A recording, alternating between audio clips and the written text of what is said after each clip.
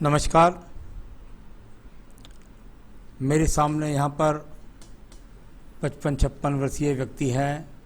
इनकी हस्तरेखाओं को मैं पढ़ने जा रहा हूँ और उसके द्वारा लगभग 53-54। तो यहाँ पर मैं आपकी सारी हाथ की रेखाओं में क्या गतिविधि चल रही है, क्या आपकी उंगलियाँ कहती हैं, क्या आपकी रेखाएं कहती हैं, इनको मैं क्रम से बताने जा रहा हूँ और फिर अंत में आपके सवालों के जवाब दूंगा। सबसे पहले बात करता हूँ मैं आपकी यहाँ कनिष्ठा उंगली के बारे में। ज्ञान के स्तर को बताने वाली कनिष्ठा उंगली कुल मिलाकर बहुत सुंदर है। यानी जब ये सूर्य की उंगली के प्रथम पर्व तक पहुँच जाती है, व्यक्ति का अपनी भाषा पर नियंत्रण होता है, व्यक्ति ज्ञानवान होता है, व्यक्ति में बुद्धि की कोई कमी नहीं होती है। इस तरह का इनके सिग्नल माने जाते हैं। प्रथम पर्व यहाँ मानसिक पूरी तरीके से मजबूत है। बहुत आसानी से व्यक्ति ऐसा हार नहीं मानता अपने दिमाग से, अपने मन से। यहाँ द्वितीय पर्व कुल मिलाकर व्यवहार के लिए व्यवहारिक पर्व बहुत ही सुंदर है। किसी के साथ में बिना वजह लड़ना झगड़ना इस तरह की प्रवृत्ति व्यक्ति की नहीं है। तीसरा पर्व, वहाँ पर खड़ी रेखाएं हैं, नियमित रूप से धन के आगमन प्राप्त है। आइए बात करता हूँ मैं आपकी यहाँ पर सूर्य की उंगली के बारे में। सूर्य की उंगली प्रथम पर्व कुल मिलाकर ठीक। यहाँ पर अभी मुझे कोई बीपी से संबंधित रोगों की स्थिति नज़र नहीं आती, परंतु सेकंड पर्व पर जब ये रेखाएं लग जाएं तो व्यक्ति को राज्य सरकार संबंधी समस्याओं का सामना होता है। ये वर्तमान में चल रहा है। ये सेकंड पर्वत पर जो रेखाएं हैं इनसे दिखाई पड़ता है। तीसरे पर्व से खड़ी हुई रेखाएं यानी कुल मिलाकर एक अच्छे परिवार से पैदा व्यक्ति है। अच्छी खड़ी रेखा यहाँ पर मौजूद है। अब बात करता हूँ शनि की उंगली स्थायी रूप के रोग के लिए। स्थायी रोग के लिए अगर मैं कहूँ तो कुछ रोगों का प्रवेश नज़र आता है। हल्की हल्की रेखाएं मुझे लगता है कुछ जो है दूसरे प्लेन हाथ में ऐसी माइनस रेखा लगती हैं कि थोड़ा सा ध्यान रखें। आपको किसी प्रकार का रोगों के प्रति सतर्कता रखनी चाहिए। कोई स्थायी रोग अभी नहीं है। सेकंड पर्वत पर ये माइनस रेखाएं व्यक्ति के जीवन के अंदर धन के लिए संघर्ष कराती हैं। यानी खर्च के लिए संघर्ष, धन के लिए संघर्ष, जो आवश्यकता की चीज़ें हैं उनके लिए संघर्ष या रोगों पर खर्च, इस तरह के संकेत यहाँ पर दिखाई पड़ते हैं। जिसके बारे में नीचे वाले पर्वत पर जब ये रेखाएं हों तो परिवार के लिए भी संघर्ष व्यक्ति का होता है। अब बात करता हूँ मैं आपकी बृहस्पति की उंगली के बारे में। बृहस्पति की उंगली प्रथम पर्व ठीक है, कोई कोलेस्ट्रॉल का शुगर का रोग नज़र नहीं आता। सेकंड पर्वत पर जो आपके साथ घटनाक्रम हो गया उसके बारे में ज़्यादा बोलना ठीक नहीं रहेगा। जब ये माइनस रेखाएं लग जाती हैं तो इनका मतलब होता है कि परिवार में पत्नी के साथ वैचारिक मतभेदों में का सामना होना ऐसा होता है। साथ ही साथ जो दुर्घटना आपके साथ हो गई है वैसा भी होता है। अभी संतान से संबंधित एक रेखा नीचे लगी हुई है, यानी कुल मिलाकर संतान के प्रति आप चिंतित हैं। उसका क्या होगा, कैसे होगा, ये ऐसी रेखाएं मानी जाती हैं। अब बात करते हैं हम आपके यहाँ नीली इंक में बुध पर्वत के ऊपर।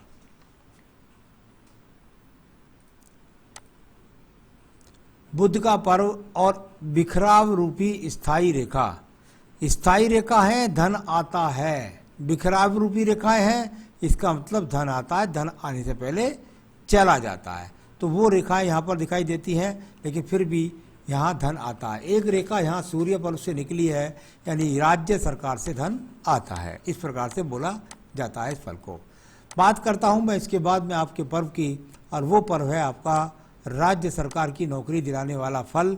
और यहाँ पर ट्रायंगल्स के साथ में ये रेखा बनी हुई है जो आपके जीवन के अंदर आपको राज्य सरकार से संबंधित नौकरी को दिला गई हैं। ऐसे संकेत यहाँ पर थे और मिल गई है आपको उससे नौकरी। बात करता हूँ मैं इसके बाद आपके शनि के पर्व की। शनि के पर्व में ये रेखाएं जब दो साइड वाइज चली जाती हैं तो अच्छी नहीं कहलाती। अगर इनको देखेंगे तो आपको ऐसा प्रतीत होगा जैसे शंख जैसी आकृति, लेकिन क्योंकि पूरी रेखा एक दूसरे से मिल नहीं रही इसलिए शंख नहीं बन रहा। सिर्फ और सिर्फ ये बहुत अच्छी रेखा इसलिए बोल सकता हूँ कि ये रेखा जब जा रही हैं, लगातार देख रही हैं, तो भाग्य को ऊर्जित करने वाली रेखाएं हैं। ये ऊर्जित करना चाहती हैं और ये भी संभव है कि आने वाले समय में एकदम ये रेखा यहाँ से जुड़ करके और पूरी शंख की आकृति बना दे। अगर इसने पूरी शंख की आकृति इस तरह से बिल्कुल बना ली, ये रेखाएं पूरी जुड़ गई, तो आप ये समझ लीजिए कि बुढ़ापा उतना सुखी होगा कि जो आपके सवाल हैं वो सब खत्म हो जाएंगे, आपके पास अच्छे संसाधन होंगे।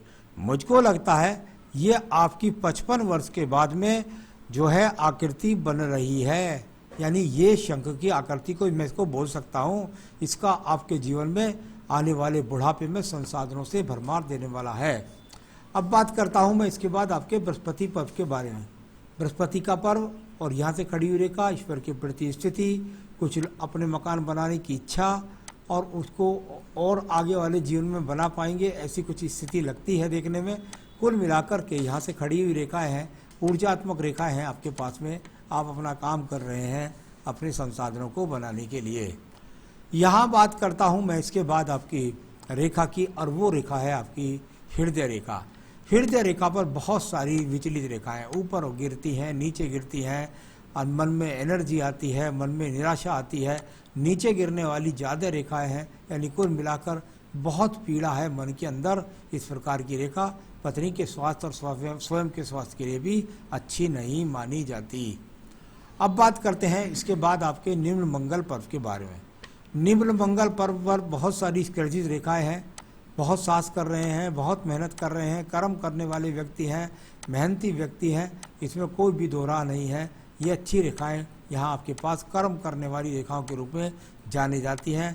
इनका शनि से संबंध, मेहनत से धन कमाना, इनका बुद्धि से संबंध, बुद्धि से धन कमाना, इनका सूर्य पर्वत से संबंध, स्थान परिवर्तन, दूर स्थानों से धन कमाना, इस तरह के संकेतों को दिखलाती हुई और आयु रेखा को ज़्यादा काटती है तो जीवन के संघर्ष को भी बढ़ाती है। अब बात करता हूँ मैं यहाँ पर आपकी बुद्धि रेखा के बारे में।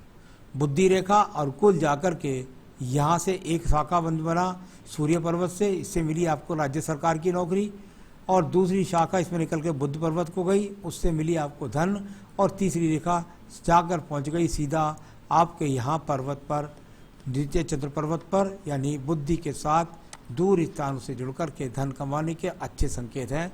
कोई ज़्यादा बुरी रेखा मैं इनको नहीं कह सकता। ये देखिएगा आपके पास ये रेखाएं काफ़ी मंगल पर्वत पर ऊपर की तरफ जा रही हैं और ऊपर की तरफ जा रही हैं। जितनी रेखाएं ये जा रही हैं ये विजय की रेखाएं होती हैं।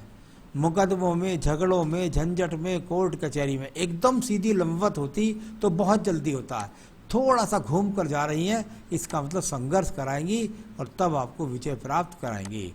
यहाँ बुद्धि रेखा के अंत में जाकर चतुर्भुज भी बनता है। ये चतुर्भुज अपने आप में पूरा स्वतंत्र तो नहीं है, लेकिन फिर भी इसको मैं इतना खराब नहीं कहता। यानी जीवन के अंत बुद्धि रेखा पर जब चतुर्भुज बन जाए तो एक संकेत और दिखाई दिया, यानी आपका बुढ़ापा बहुत ज़्यादा सुपर होगा। उस समय आपके पास बुद्धि से संबंधित कोई भी टेंशन रह नहीं जाएंगी। यहाँ पर ये रेखाएं थोड़ा सा चिंता की रेखाओं के रूप में है, कुल मिलाकर टेंशन्स हैं थोड़ा सा, इस चीज़ को दिखलाती हुई रेखा यहाँ पर चंद्र पर्वत दिखाई देती हैं। अब बात करता हूँ बुद्धि रेखा के बारे में। बुद्धि रेखा एकदम अलग से निकली, आपने स्वयं से संघर्ष किया और मेहनत करके अपने जीवन में अपने आप को स्थापित किया, इस तरह की ये रेखा है। यहाँ शुक्र पर्वत से रेखा मिली, यानी आपको पूर्वजों की भी कुछ संपत्ति मिली, और ये संपत्ति के बाद में एक शाखा निकल करके यहाँ से गई और सीधा सूर्य पर्वत की तरफ चली गई। यानी कि इसको इस तरीके से बोल सकते हैं, पत्नी के आने के बाद व्यक्ति का भाग्य उदय हुआ, और ये शाखा निकल करके यहाँ से आयु रेखा से आपकी ऊपर सूर्य पर्व को गई। जब यहाँ से ये रेखा निकल करके जा रही है सूर्य पर्व को, वो रेखा आपके जीवन के अंदर लगभग आप ऐसा कह सकते हैं अब से 2 साल बाद जा रही है। यानी इस समय के अगर बात करूं तो इससे लगभग 2 साल बाद ये रेखा जाएगी, और उस समय आपको सूर्य पर्वत से इसका संबंध मिला है, यानी आपको राज्य सरकार से विजय प्राप्त कराएगी। इस रेखा का ऐसे फल बोल सकते हैं।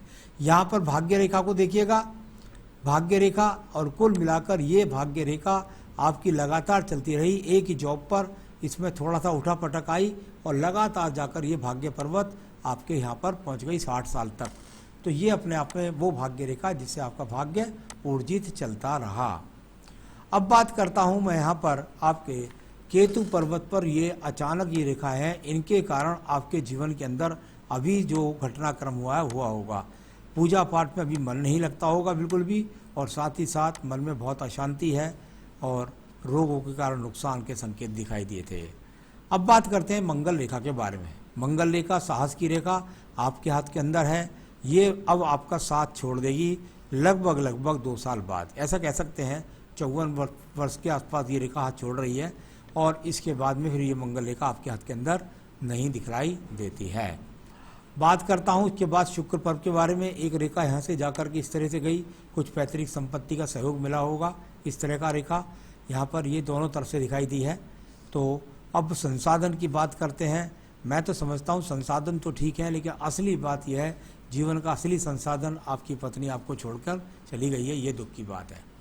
तो चलिए अब बात करता हूँ मैं आयु रेखा के बारे में। आयु रेखा, और यहाँ से अगर मैं देखता हूँ तो ये आयु रेखा जाकर लगभग मणिबंध को छूने को बेकरार 78 वर्ष के आसपास, 2 मुखी रेखा, जीवन में अंत में सुखी। तो ये सारी रेखाओं के फल मैंने आपको बताने का प्रयास किया।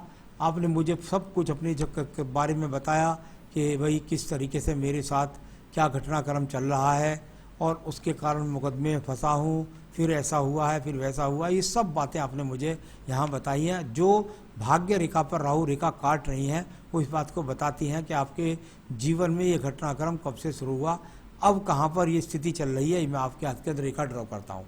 यहाँ से अगर आप देखेंगे तो ये लगभग वो वर्ष है जिसको कह सकते हैं आपके जीवन में 44-45वां राहु वर्ष ये काटी, 45 या 47 के बीच में।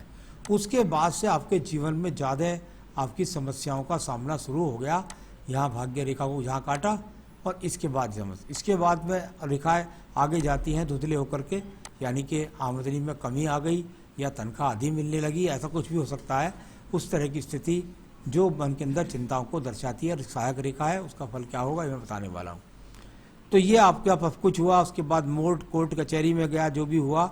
अब आप पूछते हैं कि मेरे न्याय के मैं उसके बारे में चिंतित रहता हूँ, मेरे पक्ष में कब जाएगा। मुझे लगता है ये आपके पक्ष में 2023 तक जाएगा। अभी 2 साल आपका और इंतजार है। साथ ही साथ आपने पूछा रिटायरमेंट में पदोन्नति के बारे में। अभी मार्च से लेकर अब से लेकर 2022 मार्च तक आपके पास प्रमोशन की एक साइड रेखा मुझे दिखाई पड़ती है। तो मार्च 2022 तक वो प्रमोशन आपको मिल जाएगा। बाकी आपने अपने घर की जो स्थिति हुई है, पत्नी का देहांत हो गया, ये सब पूछा है आपने। एक सवाल आपने पूछा है, बेटे के एग्ज़ाम क्लियर हो पाएगा क्या। देखिए, बेटे की डेट ऑफ बर्थ टाइम पहले से मुझे भेजेगा, उनकी जन्मपत्री से पता लगेगा कि उनको नौकरी कब मिलेगी, एग्ज़ाम क्लियर होगा, वैवाहिक जीवन कब होगा, विवाह कब होगा, जो भी आप पूछना चाहें सब सवाल उससे मिल सकते हैं। तो ये आपके हाथ से नहीं, आपसे संतान का सुख सहयोग मिलेगा। ये पूरी तरीके से है और बहुत अच्छी तरीके से है, क्योंकि शुक्र पर्व से काफ़ी रेखाएं निकल रही हैं। ये संतान से सुख, संतान से संपत्ति और इन सब चीज़ों के लिए पत्नी के बाद आने के बाद भाग्योदय, ऐसा इनसे बोला जाता है। तो ये सब अच्छा रहेगा आपके पास। स्वास्थ्य के लिए अभी कोई बहुत ज़्यादा खराब इश्यूज़ नहीं है। कुल मिलाकर ये कोरोना तो एक कहते हैं अकाल मृत्यु जैसी स्थिति का सामना करना पड़ा, उस बहुत सारे लोगों को करना पड़ा और जाना भी पड़ा दुनिया से। तो कुल मिलाकर आप सभी चीज़ों पर स्वस्थ रहें, मुकदमों में विजय प्राप्त हो, दुश्मन आपके सामने टिक ना पाए, आपके घर के सारे संकट मिट जाएं। इसका केवल एक ही उपाय आपको बताऊंगा। अगर रतन आप पहनना चाहते हैं तो फायर ओपल पहनिएगा, बस कोई रतन मत पहनिएगा, बस इस उंगली के अंदर फायर ओपल। पन्ना भी पहन सकते हैं, लेकिन यहाँ कुल मिलाकर बीच वाली उंगली में मूंगा है या स्वर्णिक्य है, इससे आपको कोई लाभ नहीं होने वाला है। यहाँ फायर ओपल इस उंगली में पहन सकते हैं, बृहस्पति वाली में पंचधातु के अंदर, उससे आपको काफ़ी लाभ मिलेगा। और तो आपको मुकदमों में विजय, आपके टेंशन्स खत्म, आपके रोग खत्म, आपकी उन्नति, आपकी तरक्की, आपका प्रमोशन, सब चीज़ें के लिए एक चीज़ करनी पड़ेगी आपको ज़रूर। दुश्मन आपके सामने ठहर नहीं पाएगा, आप मेरी विश्वास मानिए।